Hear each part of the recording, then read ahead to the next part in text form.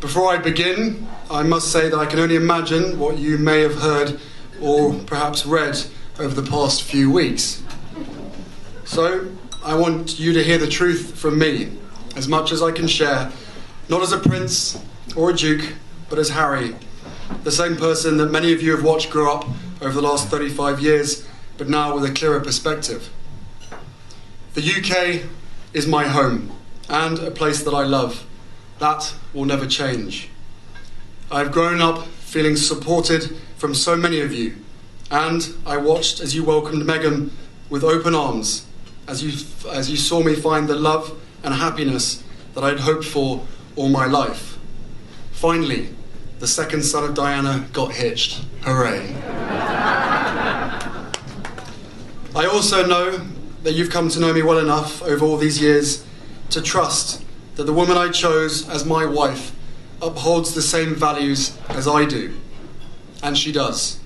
And she's the same woman I fell in love with. We both do everything we can to fly the flag and carry out our roles for this country with pride. Once Meghan and I were married, we were excited, we were hopeful, and we were here to serve.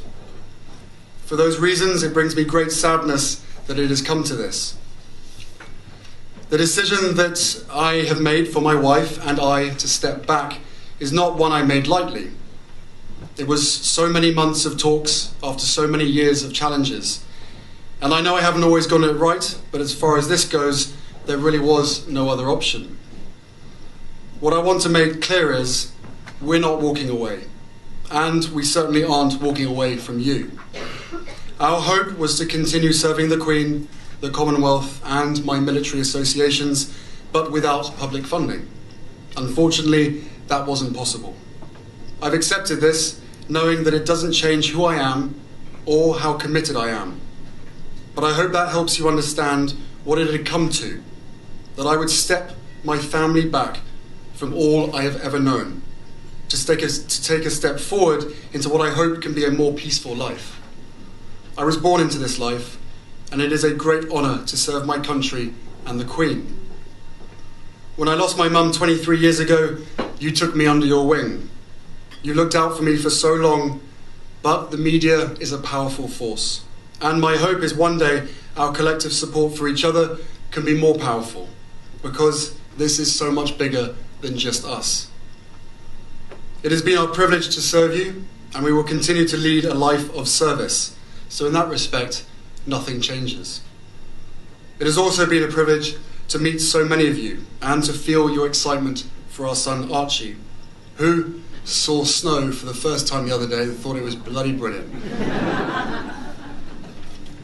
I will always have the utmost respect for my grandmother, my Commander-in-Chief, and I am incredibly grateful to her and the rest of my family for the support they have shown Meghan and I over the last few months. I will continue to be the same man who holds his country dear and dedicates his life to supporting the causes, charities and military communities that are so important to me. Together, you have given me an education about living. And this role has taught me more about what is right and just than I could ever have imagined. We are taking a leap of faith, so thank you for giving me the courage to take this next step. So,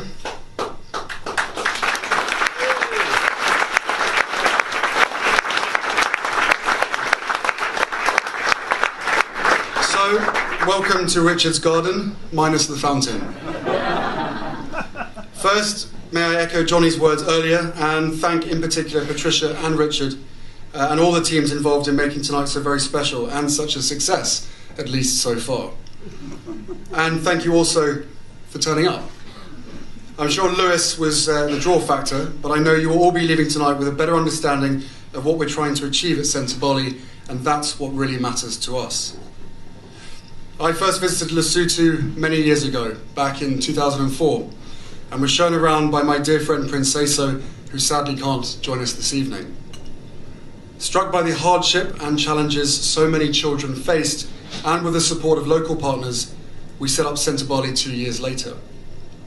The word Centreboli means forget-me-not in Sesotho, and also serves as a memory of both Prince Seiso's mother as well as my own.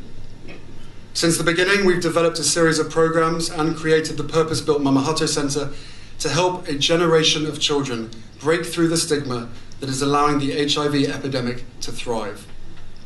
Half of those children had lost either one or both of their parents to the virus. But today, through our networks of clubs, camps and programs across both Lesotho and Botswana, we help children and young adults to learn that they can go on to live happy and productive lives despite being HIV positive.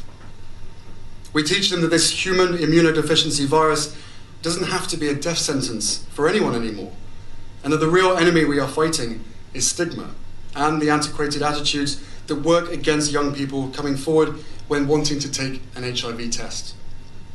This is relevant in every part of the world today, including here in the UK, where there are an estimated 110,000 people living with HIV. Here, I can't not mention my dear friend Gareth Thomas, who in my mind has quite literally changed the way people think about HIV. So, thank you, bud.